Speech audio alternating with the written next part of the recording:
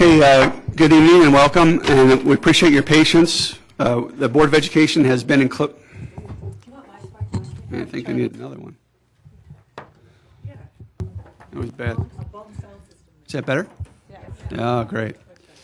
The Board of Education has been in closed session since 5:45, meeting to discuss lawfully closed meeting minutes for the purposes of approval by the body. The appointment, employment, compensation, discipline, performance, or dismissal of specific employees of the district or legal counsel for the district. Litigation when an action against, affecting, on or behalf of the particular district has been filed and is pending before a court or administrative tribunal. Collective negotiating matters between the district and its employees or their representatives. The setting of a price for sale or lease of a property owned by the district, and the sale or purchase of securities, investments, or investment contracts. I'll entertain a motion to come out of closed session. Second. A motion and a second. All in favor? Aye. And we're in open session. Okay, good evening and welcome to the June 15th meeting of the Board of Education.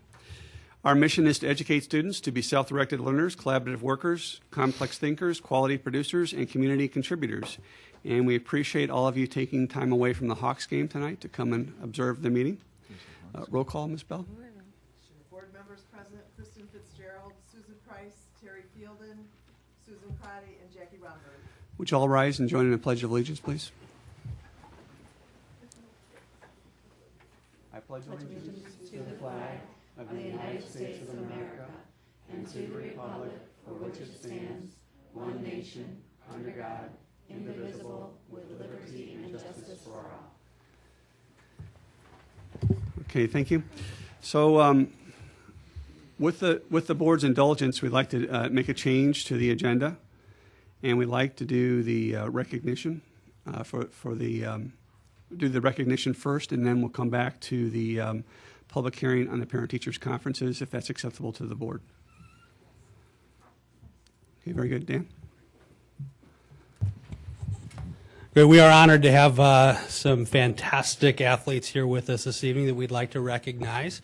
And in the proud tradition and history of the Naperville North High School girls track and field team, these are the first state championships from the track and field team, for the girls team. So Michelle Chapman, assistant principal, is here, and one of the coaches, Dan Iverson and Brian Webb, are here. If you guys want to come up and join me, that would be fantastic. Okay, so assistant principal from Naperville North High School, Michelle Chapman, is going to call forward our athletes who we are recognizing this evening. All right, here they are, our state champions in the 4x800 relay. Jenny Gibson, Ellie DeTuris, Emery Griffin, and Claire Hamilton.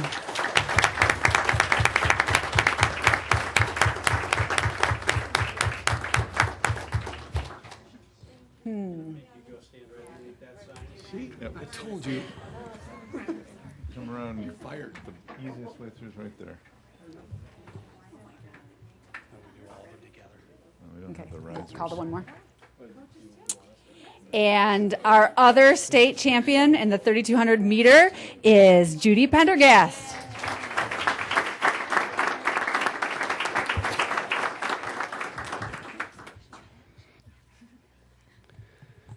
So we'd invite parents or friends that may be here would like to get a better picture to come right on up here and go ahead and have your picture.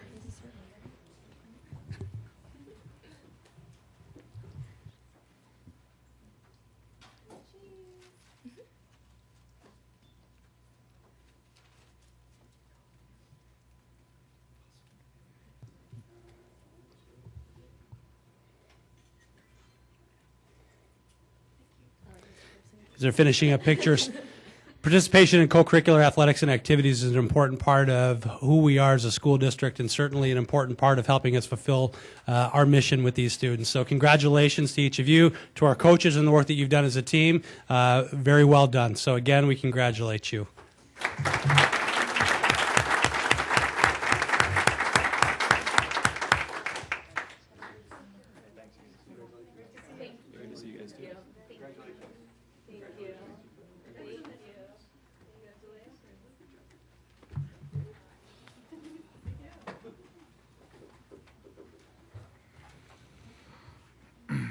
Is it for the recognition? Or? That's it. I think there's an extra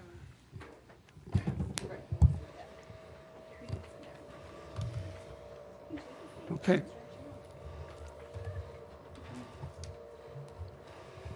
And now we'll move on to the public hearing for parent-teacher conferences.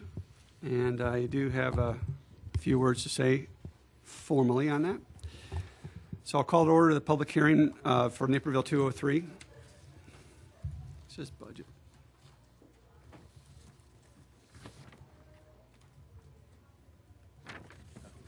Okay. For parent-teacher conferences. Illinois statute requires that when a school district seeks a waiver from the school code, a public hearing be held. District 203 is seeking a waiver from the Illinois General Assembly in regard to how the school district schedules parent-teacher conference days. This is an overview of this process that we're going to go through right now. A hearing will begin with comments made by district administration. The administration comments will be followed by public comment. There's a sign-up form in the back for anybody who would like to make comments. And individuals will be limited to 3 minutes of comments on that.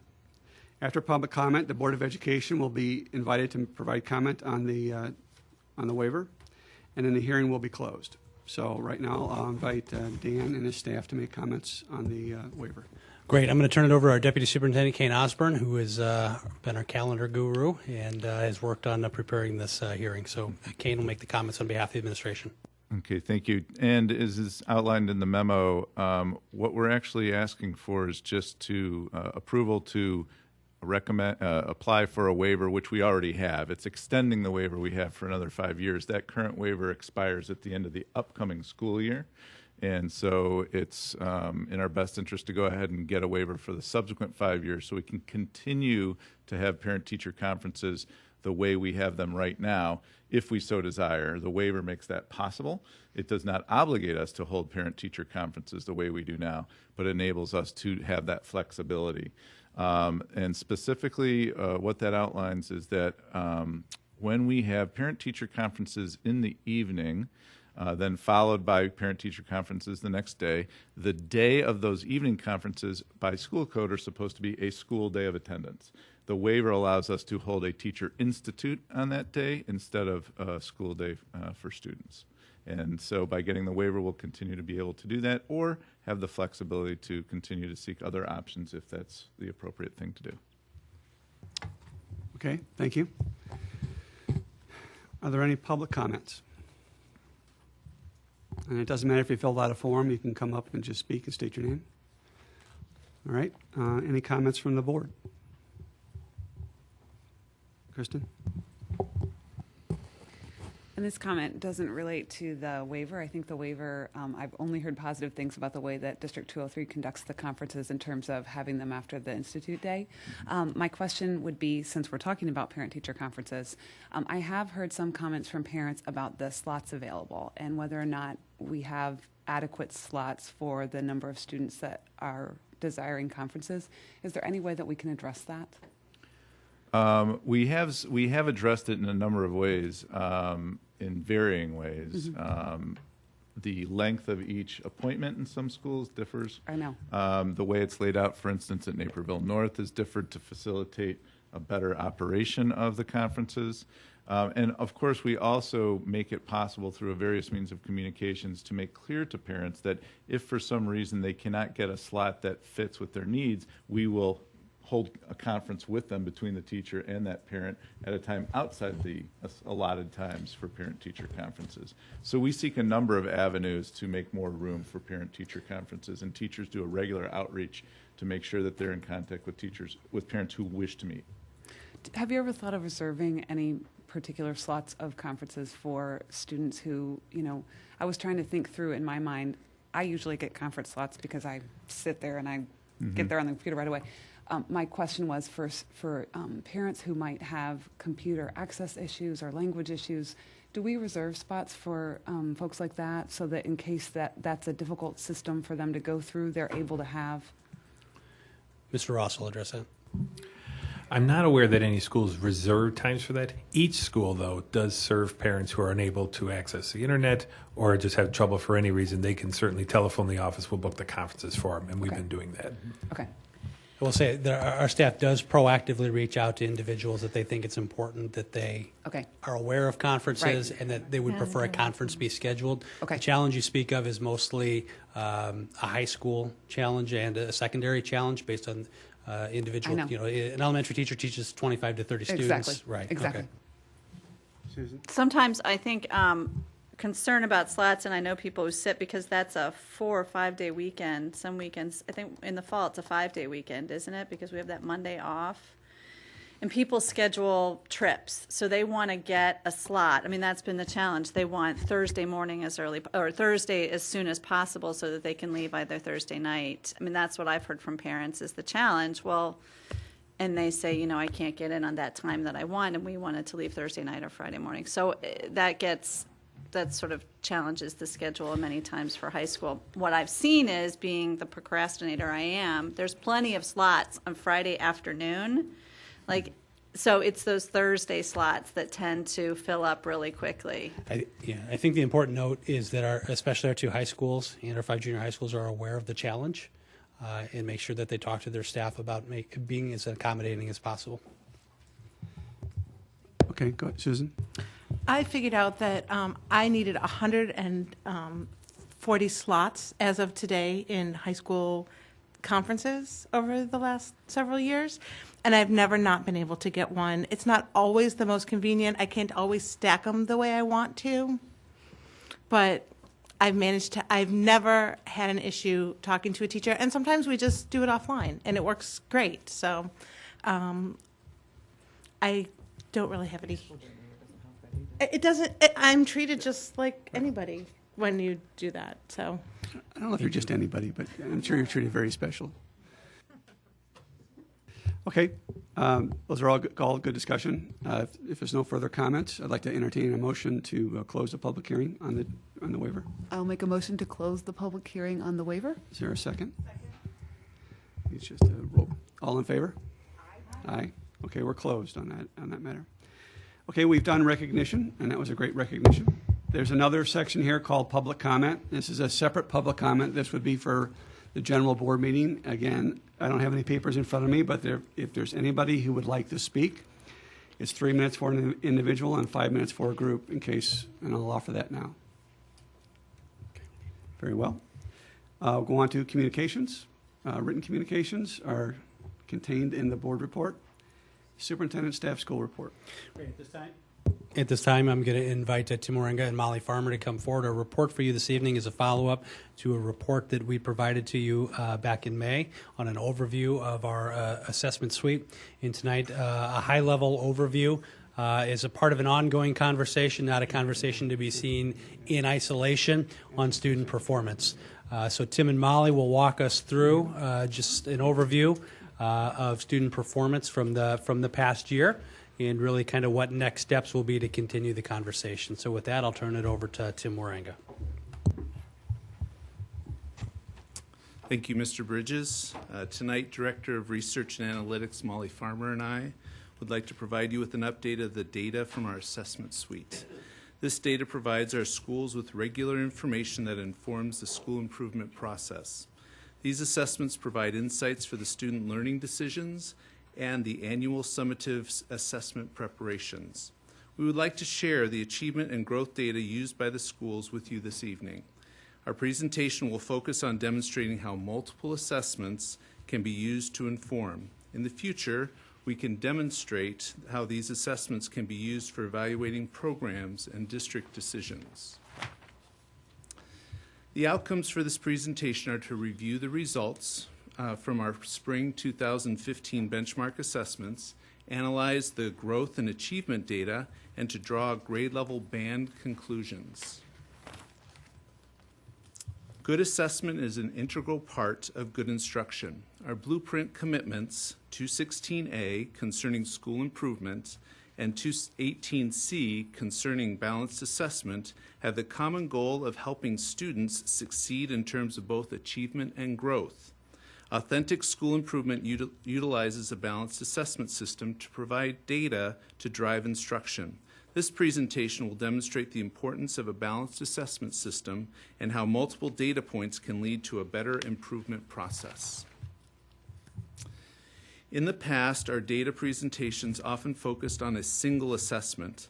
A balanced assessment system provides multiple data points to confirm our hypotheses, to question our conclusions, or cause us to research further. What our data has shown is that our students are both achieving and growing at a rate that is better than what is expected by using national norms. There are a few specific areas that require further research, but generally there are no major concerns when looking at the overall trends in cohort data. As part of our balanced assessment system, we use benchmark assessments to inform us on the progress of our students during the course of the year. As our students grow, their needs change. In the early years, we need to assess students at a readiness level. The overlap years provide springboards to more sophisticated assessments. During our presentation in May, we highlighted the performance series by explaining how we measure both achievement and growth. Tonight, we will explain more about how the Illinois Snapshot of Early Literacy is scored and also the strengths and limitations of data from assessments that are snapshots.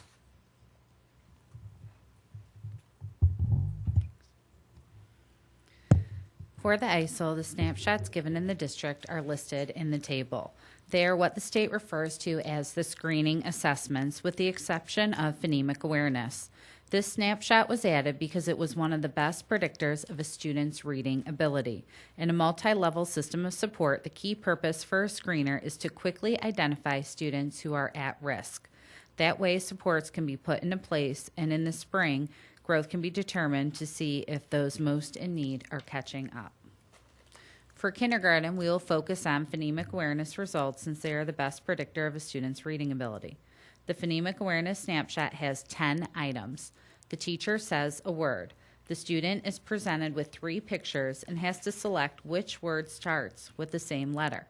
The students are presented with 10 different items in the spring.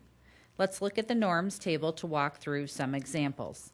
The rows in this table are 10 groups of national percentile rank or deciles. NPR is what percent of peers across the nation the student performed the same or better than.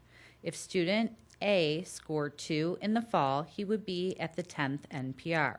He would need to grow by 8 items to achieve a 10 to be average for the spring.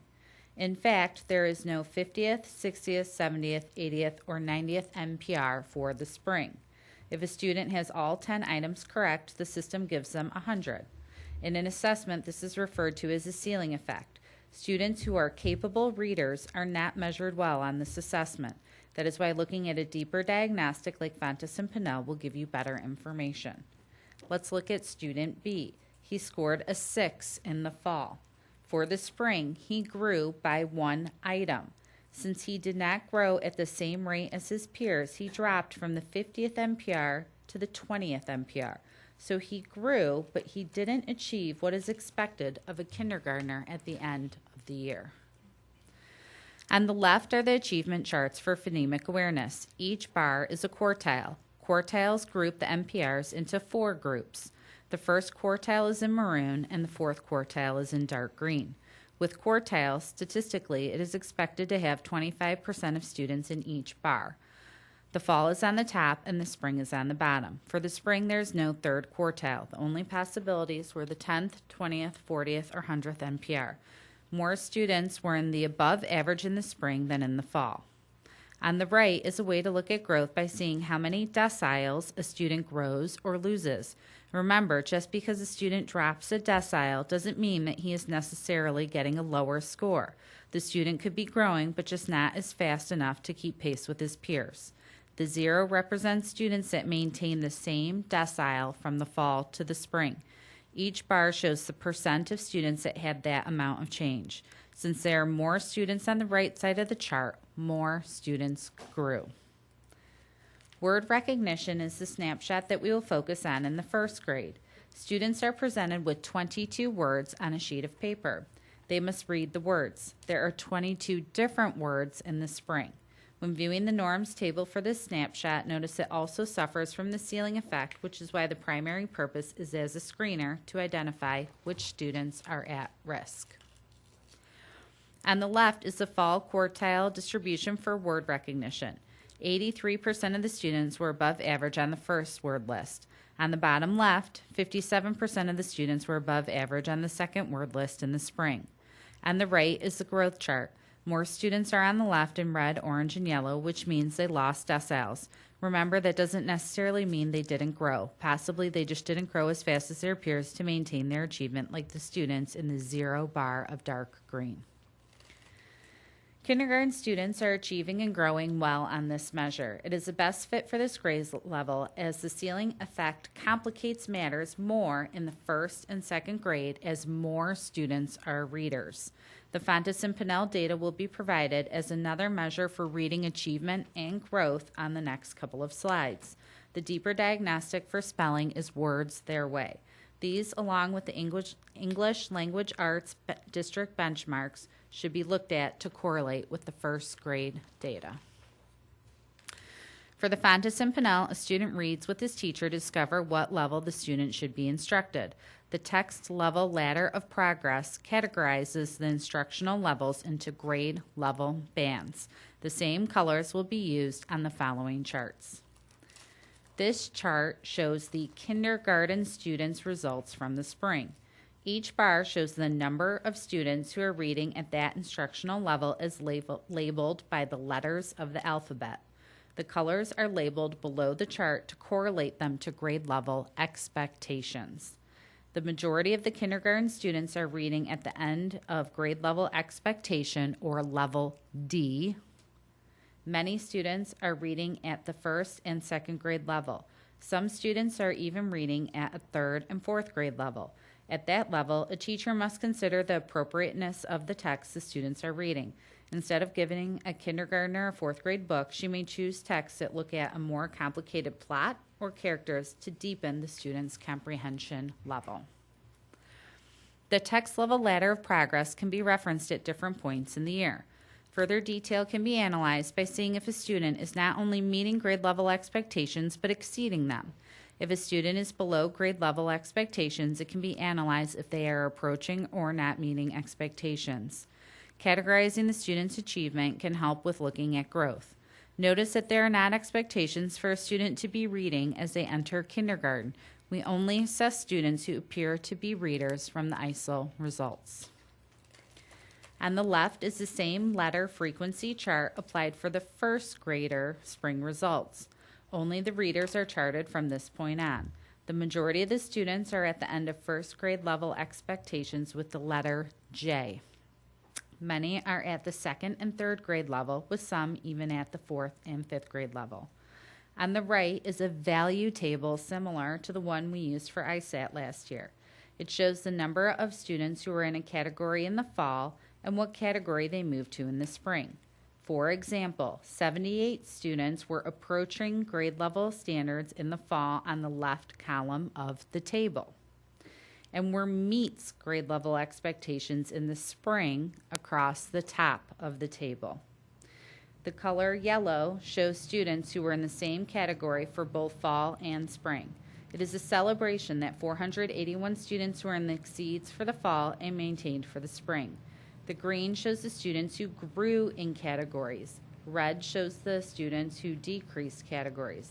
That doesn't necessarily mean the student dropped a level, but could instead be he didn't grow as much as needed. On the left is the same letter frequency chart applied for the second grader spring results. The majority of the students are at the end of the second grade level expectations with the letter M, and many students are beyond that expectation. On the right is the value table for second grade. The majority of the students maintained their category. More students grew in the green when compared to the very few in the red. Overall, the Fontes and Pinnell data shows the majority of our elementary students perform not just at grade level expectations, but often beyond. The growth across the year is also positive. The results for the first grade are more substantial than the ISL because the Fontes and Pinnell is a deeper analysis of the student's reading ability instead of just a predictor. As explained on an earlier slide, statistically one would expect 25% of students to fall into each quartile on the performance series. In the graph shown here, there is a heavier distribution on the high average and above average bands in reading. In the late primary and intermediate grades, the quartiles are in a stair-step pattern upwards, illustrating that our students are scoring significantly higher than what is expected nationally. We would expect 50% of our students to be in the upper two quartiles, but we have closer to 3/4 of our students in those upper two quartiles. The math data is very similar to the reading data, with the quartile data forming a stair-step patterns upwards. This achievement is now what we expect from our students. Of interest is that for 2 years, our 5th grade data for math achievement had the similar distribution to what is shown in the spring, where the step to the 3rd quartile is higher and the step to the 4th quartile is smaller. Notice that if you add the two top quartiles, it follows the same pattern as the other grades. Before the norms changed 2 years ago, it had a similar distribution to the other grades. When looking at last year's 5th graders, we found that students had the typical stair-step pattern in the fall and winter of their 5th grade year, and they reacquired that same stair-step pattern in the fall of 6th grade. We have the same expectation for this year's 5th grade class. In summary, at each grade, between 72 to 81% of students achieve in the top two quartiles, where you would expect 50% of students to achieve. The growth targets for performance series are found by averaging the scale scores of students in a decile in both the fall and the spring, and then taking the difference. Based on averages, it is expected that 50% of the students will not meet their growth target of 50%, and 50% of the students will meet their growth target. This is important when looking at the growth data. If a group of students is over 50% hitting their target, it is a celebration. If fewer than 50% of the students do not hit their target, it is a concern. If an individual student misses their target by more than a few points, then those involved should compare the results with other assessments, such as common district benchmark assessments, to confirm or question the information. If there is a pattern of missing the mark, then steps need to be taken. But when evaluating a group as a whole, we use 50% as the expectation. As we discovered when we looked at performance series achievement data, our students show exceptional achievement compared to the general population. These charts show that our students also do well in meeting their growth targets. The yellow lines denote the expected value of 50% for each grade level. In reading, our students in the late primary and intermediate grades performed above the 50% mark, showing that our students are growing in reading. In mathematics, our students have far surpassed the 50% goal for the grades 2 through 4, and in 5th grade they were slightly above that goal. In our second year of implementation for the mathematics curriculum, we were concerned that the focus on mathematics would be lost as we implemented our literacy curriculum. We are now hopeful that as we look in the future, our winter data will help us see how to meet that goal in the spring. This next slide illustrates the power of the regular assessment and responding to that data with action. The double bar graphs you see are comparing in dark green if we were on track in the winter to meet our goal, and the graph in the light green, which was the final result in the spring. The light green graph was the data shown on the prior slide. The concern in the winter was that it appeared that our mathematics growth was not as robust as the reading growth. 5th grade math was a concern, with only 44% of the students on track in winter to meet their growth target. The schools responded to the data, and by the end of the year, a large number of students met their growth targets. Our data shows that our students in the intermediate grades, which are grades 3 through 5, are achieving and growing, and that assessing students at regular intervals has informed the learning process in our schools. The data also points out that the curriculum implementations in literacy and mathematics are going well. For junior high, All the grade levels achieved in reading similar to what we see across the district. About half our students are in the top quartile. About a quarter of our students are in the third quartile.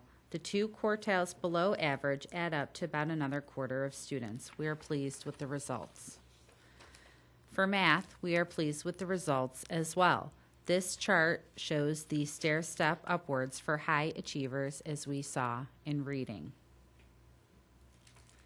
For growth, all the grade levels met the 50% expectation for reading. 7th grade is a celebration with 62%. For math, 6th and 7th grade met the 50% growth target. 8th grade was at 43%. As we look more closely at the junior high math data, the dark green is the percent of students who are on track to meet their goal in winter. The light green repeats the percent of those who did meet their target in the spring, as shown on the previous slide. For math, 6th grade had an increase in the percent of students who were on track to meet their target in the winter that actually met their target in the spring. For 8th grade, math was not a concern across the district in the winter. Overall, junior high students are achieving and growing in both reading and math. For 8th grade math, the Explore is analyzed in the upcoming slides. Those results could support the achievement results, but growth is a concern.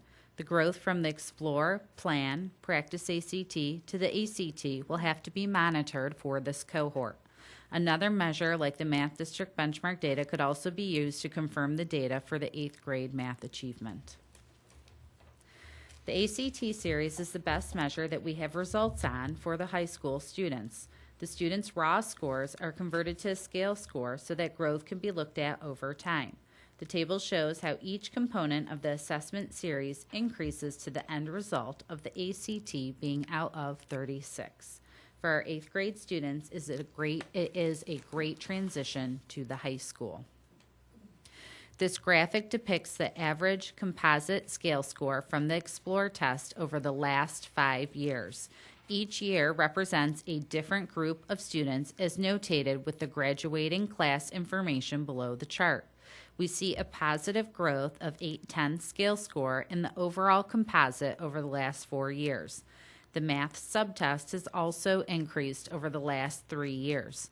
This supports the strong achievement seen on the performance series for 8th grade math.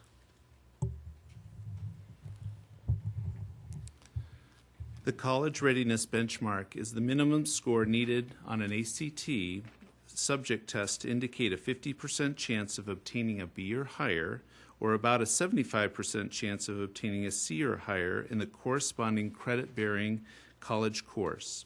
We give our students a series of tests leading up to the ACT test, which is the college entrance exam often taken in the junior or senior year of high school. As Molly mentioned, the Explore test is given in the fall of 8th grade. We typically give our students the Plan test in the spring of the 9th grade year, with the only exception being that in the class of 2016, they took the Plan in the fall of their 10th grade year, as indicated by the state of Illinois. Both Plan and Explore are written by ACT and aligned in form and content with the ACT. We have a retired ACT test that we give to our sophomores in the spring, and we call it the Practice ACT. Each of these tests have a composite score and then subject scores in English, math, reading, and science. The scores listed on the screen are the scores that would indicate if a student is on track to meet the college readiness benchmarks on the ACT. The Plan scores are normed for the 10th grade, but we give it to our students in the 9th grade. And the ACT scores are normed for their junior year, but we give it to a version of the ACT to the students in their sophomore year. As you can see, our students are prepared early in our system for college and careers. Since our Plan and Practice ACT are based on norms from the following year, the students may be tested on content that is expected the next year. So our students performed as expected on the college readiness benchmarks. We still see room for growth on the performance of our students on the Practice ACT. This table and graph shows the cohort data on the ACT series of tests. please note, as mentioned previously, that the plan was given to the class of 2016 in the fall of 10th grade rather than the common practice of giving the test in the spring of 9th grade. Nationally, the average growth on the Explore to Plan is 2 points, and the Explore to ACT students take in their junior year is 4.7 points. These graphs show the progress of our students in the graduating classes of 2015, 2016, and 2017. So our students typically grow at a pace that is greater than what is expected from 8th to 9th grade, but that growth slows from 9th to 10th grade. This will be data that will require further examination, especially as our high schools work with the graduating class of 2017 as they prepare to take the ACT this coming year. Our students at the high school level show expected growth on the ACT series of assessments. Our students still have good college and career readiness scores using the ACT scores, but there's still room for improvement in this area. We use our balanced assessment system in the school improvement process to improve individual student learning, to evaluate our programs, and to use multiple measures in this process to ensure accuracy and accountability. On these measures, we have determined that our students are both achieving and growing at rates that are better than national expectations. While there are areas for improvement, the overall trend and cohort data does not lead to any major concerns. Much of the data presented this evening was collected within the past month. We will be examining the data using demographic filters and to examine district programs. Our schools now have access to this data, and many are planning summer or early fall meetings to dig deeper into their data. We will be returning to the board to do our annual report on the ACT and our annual report on state testing. We will also provide data for the ELL and dual language update in the fall. And next year, we will provide an update in the winter and the summer on our benchmark assessments similar to this presentation. We will now take your questions. Just real quick, just before any questions, just a call to attention. Some of you may notice Mr. Ross getting up and responding to a noise out in the hallway. We are monitoring weather. There is no threat in our area, but when you hear that go off and Bob get up and go out and come back in, he is monitoring that. If there were a threat to this area, then we would take shelter as necessary, but there is no weather threat in this area. All right, no problem. That was important. All right. Yeah. Thanks very much for the report. A lot of positive news in there, and very well presented as usual. Thank you. Are there any questions from the board? Susan? When you go back and look at the growth performance series of the math by grade level, are you going back and also looking at their whole cohort group, like their 6th, 7th, and 8th grade, to see how they're faring and growing year to year? We did look at the 8th grade cohort. In the 6th grade, their growth percent was 53%, and in 7th grade, it was 71%. Wow. I just find that interesting. Like, there's at some point where it's harder to climb up that hill. And do you have any concerns in any areas? We will, there are certain areas that we'd like to dig deeper into and look at specific groups of students and at different schools. This actually has allowed us to have some very rich conversations even in the last few days. And some of this data Molly's done a wonderful job of just putting together in the last couple weeks. And so it's led us to actually look at, for instance, can we look at that 8th grade group and their information? And Jen and I were talking just the other day about conversations we're going to have with the ICs going into 9th grade and how to dig into that data, look at the students themselves and the different groups and see how we can work with those students. And then when you go back to the elementary programs and you look at the kids that are getting in the red area, do you put plans in place for them for the next year so that you're closing that gap for them to get them, to get them out of that chunk? Each of the schools have their own practices for how to address those needs. And I'm going to actually turn to my friends behind me. And Dr. Esther is just yeah. chomping. I was going to say it. So I'm on the same track that Tim is, but basically we've been talking a lot about our PLC process and our school improvement process. So they're continuously looking at data in those processes. They will identify the students who have specific needs and then specifically tailor the instruction to those students. And then you'll find, as we've had conversations for a while now, you'll find that their first goal is going to be to receive as much instruction as they can within the core curriculum. And we call that more of the core. Then they'll start targeting from the core, but still having core, instruction within the core curriculum. Thank you. Anybody else? Go ahead, Kristen. Thanks for all that data. It was exciting to see all the growth, and I also echo your happiness that the math growth continued, even with the new implementation of the literacy. It's exciting to see that they can do both of those at the same time and still see the growth that we hope for. I have a couple of questions. One, the first grade data that you mentioned, that stuck out to me just a tiny bit because I remembered that we just made that change with regard to the instructional assistance in LEAP. How did our data compare from the previous years? Did we meet our expectations in first grade just given that change?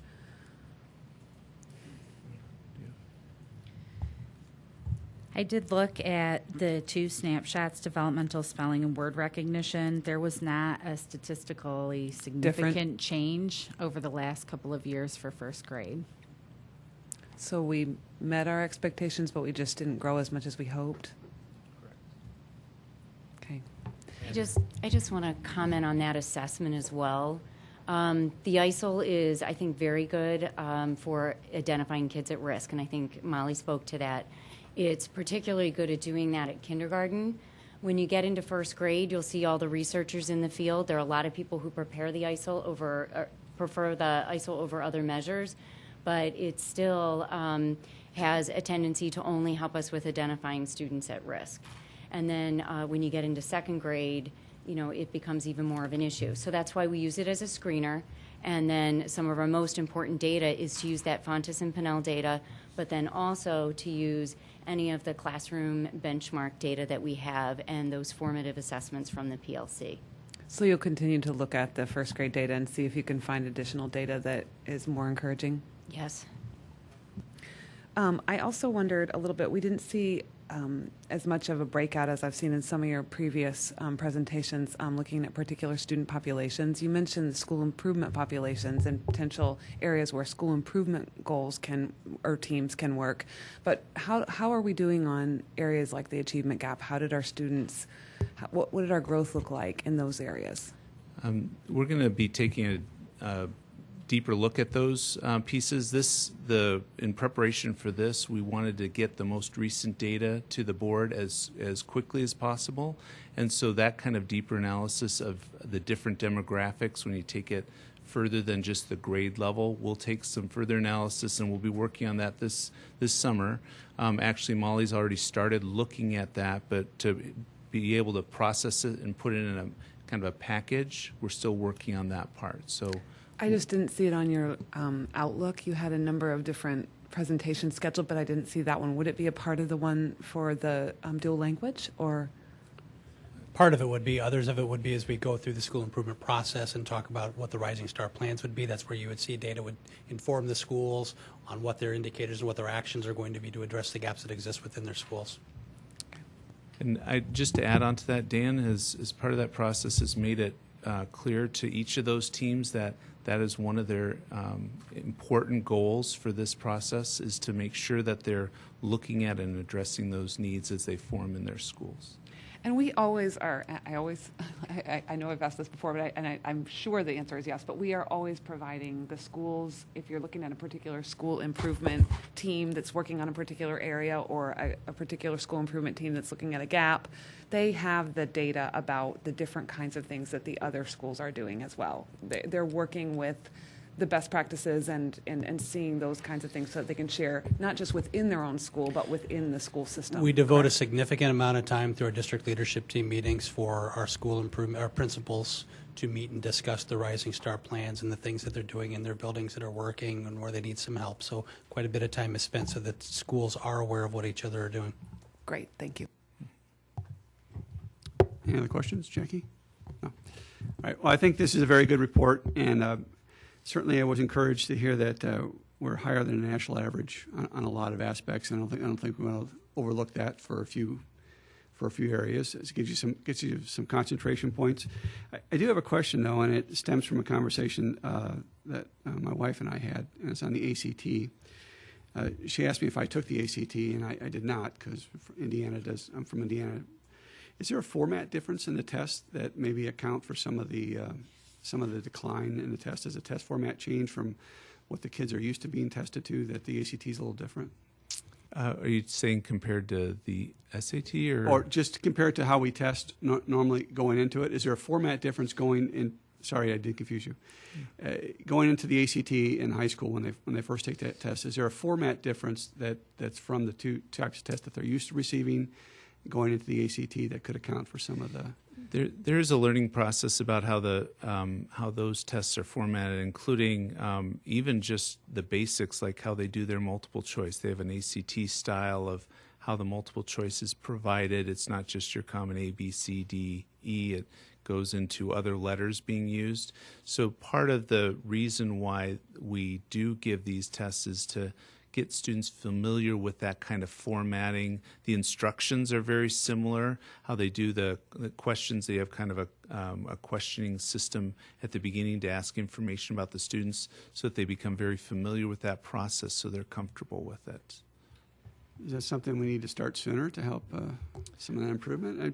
Just a wild question.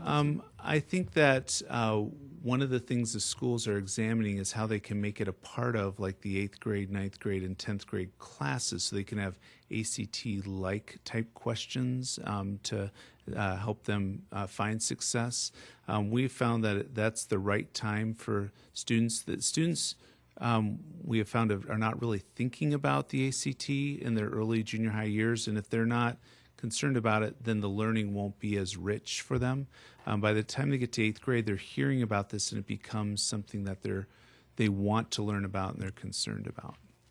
Yeah, I appreciate that. My son goes into 9th grade this year, and that's why the topic came up about the ACT, because we are concerned about how he does in the test and what he does, things like that. So, yeah. Okay.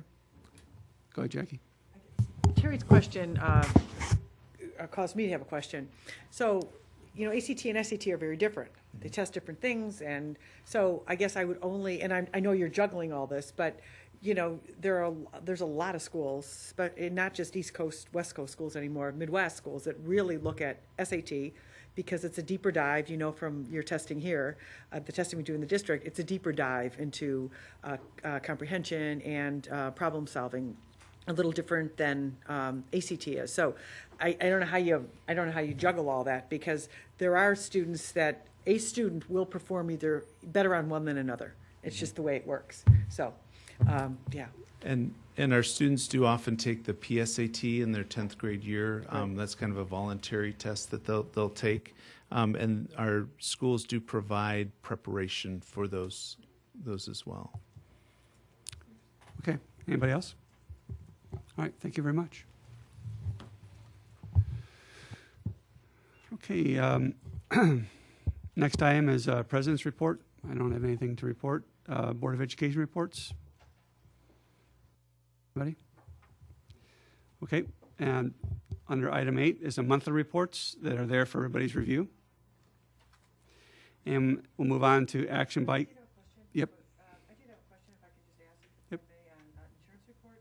And I don't know that it's a specific question I need addressed right now, but maybe in the next business meeting, it would be something that I would love to understand. And that is, in the investment report, in the end of the investment report that's on the public site, we have all these investments. And just to make sure we all understand how they're reviewed, how they're purchased, kind of what's done. And again, not to answer right now. Yeah, we can do an overview at the next meeting. Sure. Mm-hmm. Okay. Anybody else?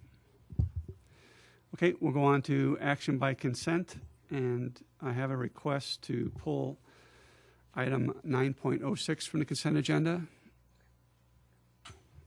to pull item 9.06. Anybody else want to pull anything else from the consent? Separate the board meeting minutes in 9.03, and I'll read them that way when I do them, since Okay. one of those was missed. And so Mrs. Karate reviewed the bills and claims, and she'll be giving us the consent agenda.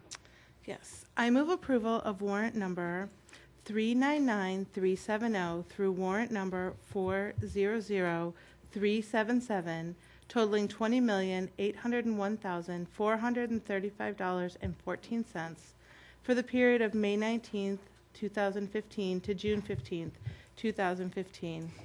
And all other items on the consent agenda with the exception of 9.03 and 9.06. Okay, we have a motion for the consent agenda except for 9.03 and 9.06. Is there a second? Motion and a second. Roll call, please, Ms. Bell. Price, Yes. Rumber, Yes. Fitzgerald, Aye. Fielden, Yes. Crotty, Yes. Motion carries. Okay, we'll take item 9.03 and we'll separate both minutes for individual approval. So can I have approval for the meeting minutes of May 18th, 2015? So moved. second, Second, we have a motion and a second. Roll call, please. Fielden, Yes. Price, Yes. Rumber, Yes. Fitzgerald, Aye. Crotty, Abstain. Motion carries. Entertain a motion for the approval of minutes for June 1st, 2015. So moved? Second. A motion and a second. Roll call, please, Ms. Bell. Crotty, Yes. Fitzgerald, Aye. Rumber, Yes. Price, Yes. Fielden, Yes. Okay, item 9.06, out-of-country field trips. Do you want to make your... I just had a quick question. You know, I know I've seen this every year, and I guess my question, I don't know, I'm looking at Mr. Ross, but. Looking at the right one. Yeah. So the question I actually wanted, just for the public to understand, these are wonderful, this is rich programming that's done. The ones I've read about, I wanted to go on all these trips in both of the high schools, and I don't think I'm eligible. But I also want everyone to understand that generally there are teachers that go that have gone through all of our the chaperones on the background checks trips and all, are and yep. chaperones do as well. I understand. I just wanted to make sure they go through whatever HR's traps are, because that's super important. And those folks that aren't teachers, it says in the document as well that we've read, that's been presented to us, that they're approved by the principal. So I think we're in good shape, but I Yes. just Both, wanted to hear. I'll answer that. Actually, both schools report that their chaperones are their teachers. So they have gone through our hiring process, and there are teachers that are chaperoning the kids on these trips. Perfect. Awesome. Okay, great. Now, if I can just get on the trips, we'll be all set. I- That's a little different. Another thing. Sounds like you need to be a teacher. You know, I know. We've had some very patient young people sitting in the I audience. see And that. I am going to relieve them. I know they're having a ball at this board meeting. I hope there's some ice cream in the future. Do you know what I'm saying?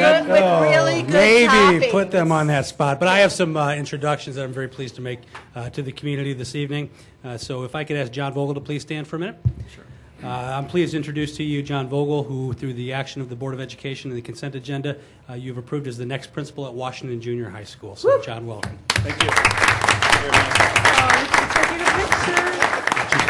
Oh, that's great. Mr. Vogel has experience as a 7th grade reading language arts teacher in the East Aurora School District. He's been an assistant principal in the Oswego School District, an assistant principal, junior high school principal in the Indian Prairie School District, and since 2008 has been the principal at White Eagle Elementary School in Indian Prairie School District 204.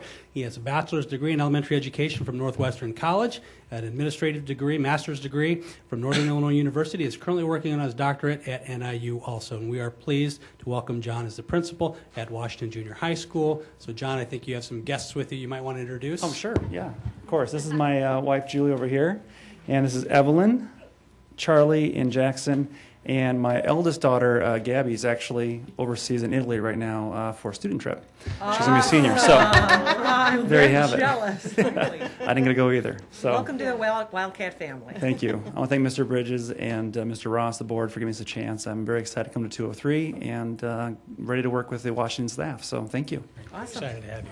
Welcome. Congratulations. And again, thanks to the Vogel family for joining us this evening. I'd now like to ask Jill Lavacek to please stand. All right. I'm pleased to introduce to you Jill as the Director of Innovation and Learning. Jill Hlavacek, welcome to District 203.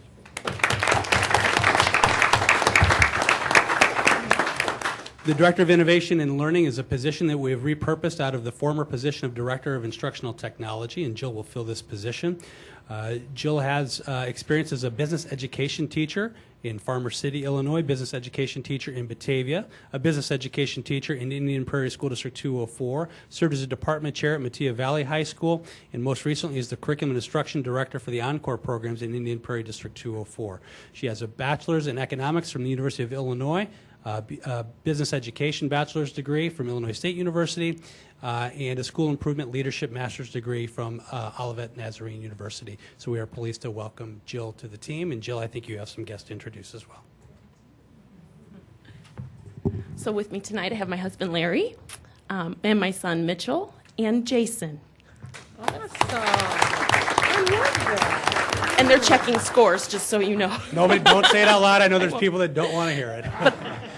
But I also want to say thank you. I'm excited about the opportunity and a chance to join such a rich team that's in place. So thank you. Well, we're very excited for our two additions this evening. We'd like to welcome both families. And I know, kids, you have to listen to your parents, but I'm dismissing you. Thank you for your patience in staying here. You are welcome to leave. Again, our team got strong today. Oh, look at that one. One's ready to go. Our team continued to get strong today, and we're pleased to welcome these two fine administrators to the team, and I'm looking forward to great things under both of your leadership. So thank you. Thank you, and good evening. All right, we'll go. Dan better check his tires. I have to do 9.0. Yes. We'll go Okay. 9.06. Go ahead. I'll entertain a motion for 9.06 to approve as presented. So, second. We have a motion and a second. Roll call, please. Price, Yes. Fitzgerald, Aye. Fielden, Yes. Romberg, Yes. Crotty, Yes. Motion carries. Terry, could I share something that I learned during Bills and Claims today? You may. So today during Bills and Claims, I saw something on there I've never seen before. And I had the opportunity to talk with Brad about it, and I was hoping he could share a little bit. But there is a payment to a neighboring school district, and I did not understand why we had a payment to a neighboring school district. And it is actually for driver's ed for parochial students who choose to go to driver's ed within the school district of which they are attending school. Could you explain a little more? Because that was a surprise to me. Yes, that is part of the school code. As you know, driver's education is required, and so as the resident district, if we have a student that parents choose to be parochial or private school, then they can attend driver's education under the code for the neighboring school, whatever that's closest school to them. And then Their attendance area school. Their attendance area school, if you will. So in this case, we have Naperville students who are in the Lisle area. So they're taking driver's ed from the Lisle Public School. We do get full credit for the state aid, and they also then pay the fee, whatever that fee is, that the providing district charges. And then we only have to reimburse them for their actual net cost. So. Thank you. So that was something new I didn't know and wanted to share with you today. Okay, thank you. Good to know. All right, moving on with the agenda. There's no items under discussion without action, and we'll move on to item 11, discussion with action. And the first one is resolution for the sale of Goodrich Woods. As allowed by the Open Meetings Act, the Board of Education has been discussing the potential sale of this property. The Forest Preserve District of DuPage County has offered to purchase 1.7 acres of the Goodrich Woods, which surrounds the Hobson School. And so your backup material has the resolution and that contract in there. It has been reviewed by District 203 Legal Counsel. We have also, because it surrounds that school, or on most sides, the board and those of the Hobson Co-op are aware of this and supportive of this recommendation. So we'd be happy to answer any questions that you have. Any questions from the board on the sale? Okay. Oh, Terry, I do have a question. I just wanted to thank Dan and his staff for the patience and the thoughtfulness that has gone into these negotiations, because they've been going on for months, and maybe we might be at a year. But it's a great opportunity for the community. It was well thought out with the present leaseholders, and it's great. And you're going to continue to work with them. So thank you. I think that's well said, Jackie. It has been very long negotiations, but I think ultimately it's going to be a real benefit to the community for who's going to receive the property. So with that, entertain a motion to approve item 11.01 as presented. So moved. Is there a second? Second. A motion and a second. Roll call, please, Ms. Bell. Pride? Yes. Fitzgerald? Aye. Fielden? Yes. Price? Yes. Romberg? Yes. Motion carries. Item 11.02, we had a hearing on this earlier in the meeting, and it's a waiver for the parent-teacher conferences. Are there any questions or comments from the Board of Education? Okay, I'll entertain a motion to approve item 11.02 as presented. I make a motion to approve item 11.02, parent-teacher conferences, the waiver. Second. We have a motion and a second. Roll call, please, Ms. Bell. Price? Yes. Romberg? Yes. Fielden? Yes. Fitzgerald? Aye. Pride? Yes. Motion carries. Item 11.03 is a continuation of our conversation that's been ongoing for food service management. We had to send out for a new vendor because our old one opted to cancel the contract. So are there any questions or comments on item 11.03 for the bid food service management? I'd like to just give just a little bit more specific background again, just for the community and just for some things that are upcoming. But again, as you said, Mr. Fielden, Sodexo informed us back in the beginning of March that they had not signed the renewal contract for 15-16, which is their right within the contract that we have and really the way the law is set up. So that triggers a process for us that is very highly regulated by the Illinois State Board of Education that we have to work through regarding going out for bid. So we did do that. The background material is provided for you. One of the things, again, that we will continue to be looking at is our ongoing and future participation in the federal lunch program. That'll be something we intend, as I said back in March, we'll intend to evaluate over the course of the beginning part of this year, which may or may not lead to going back out again next year. Should we determine it's not in our interest to continue in the federal program at any level. So this will be, again, an ongoing conversation, I think, for us, and something that we're going to look closer at so that we just, in terms of when Sodexo, again, within their right, notified us that they wouldn't come, we didn't feel we had really sufficient time to really dig in to determine what our best steps may be moving forward. So we bid for services under what we have historically done. Brad, do you have anything to add to that? We'd be happy to answer any questions that you have then. Any questions from the board? I do. I have a question in relation to that. So, go ahead, Kristen. No, please. Have we informed our U.S. representatives of our concerns about the federal school lunch program? And the reason we wouldn't go out is, like a lot of them, there are calorie restrictions, for example, on the number of calories that are allowed in a school lunch, that for anybody who is a school athlete or an active student is not enough calories to sustain them throughout the rest of the day, especially if they have lunch at 10:30 in the morning, the rest of the day, and then an afternoon of exercise, and other concerns. Have we shared those I concerns? can say that I haven't specifically done that just yet. I envision a conversation possibly happening as we evaluate a little bit deeper, and more communities are opting out of the program because of those restrictions that you mentioned. Again, as we better understood the restrictions that are placed on the food that can be served, I agree with what you're saying, and that's why we want to take a little bit of a closer look at it. But you would wait until you took the closer look, and then we would have a conversation about it. Correct. Right. Yep. Yeah. I also forgot to mention that as part of the process, our recommendation that we're bringing forward has been reviewed by the State Board of Education, and they've authorized that recommendation as well as our legal counsel. So. Go ahead, Kristen. So my question is, with regard to, you mentioned in the briefing memo that there was a bidder that was disqualified. They were the lowest bidder, but because of the qualifications that they did not meet, they won't be considered. Were those qualifications performance? That's what I was just trying to tell from your past performance. Is that correct? Right. In our bid criterion, we have one of them Yes. is that they have to have an 80% Right. positive reference, So when we checked the references they provided, plus additional ones that we researched, they did not meet the 80% threshold. Thank you. Jackie, do you have a question? Okay. All right. So just in fairness, Sodexo did make several presentations to the district about what is required under the food service program. And I attended one at the monthly home and school meeting, and it was an easily 35, 40-minute presentation describing the food meals and so forth. They went into the calorie count and so forth. There's a lot of concern expressed by parents both at the 5th grade level and at the high school level that there wasn't enough calorie count inside the meals. And Sodexo also confided that several districts have opted out of the federal program for that reason. It's not making sense on the athletic level, and kids are just requiring more. They're not. I think the program is designed to help reduce obesity and lessen sugar and so forth in the diet, which is a good thing.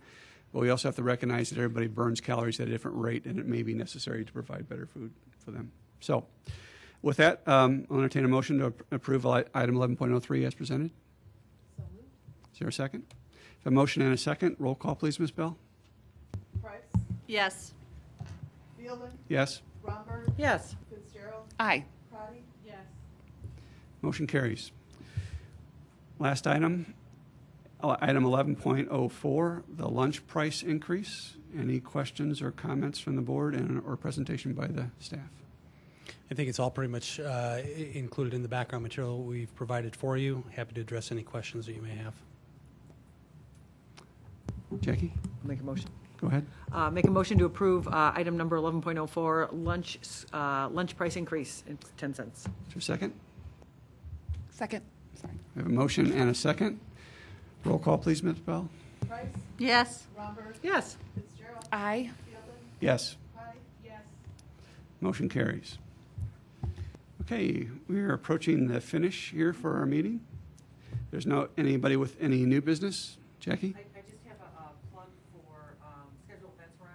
I'm sorry. I was going to go new business. Any new business? Old business? Yeah, it's the new business is she wants to get to the end. Old business? Okay, schedule events. I did not see, and maybe we could add the NEF golf outing. I know a lot of people like to attend. July 3rd. Board members like to attend. If it's on there, it's July 13th. Monday, July 13th. It's always a fun event. It's a fun event, and the weather is always perfect on that day. It doesn't matter what Monday in July they select. The weather is always flawless. So you can buy that foursome well rested assured that you will golf on that day. Unlike some of the golf events I've been to this year. Yeah, right. So, okay, with that, if there's no other discussion on the scheduled events, I'll entertain a motion to adjourn. So moved. A motion and a second. All in favor? We are adjourned. Go Hawks. No score.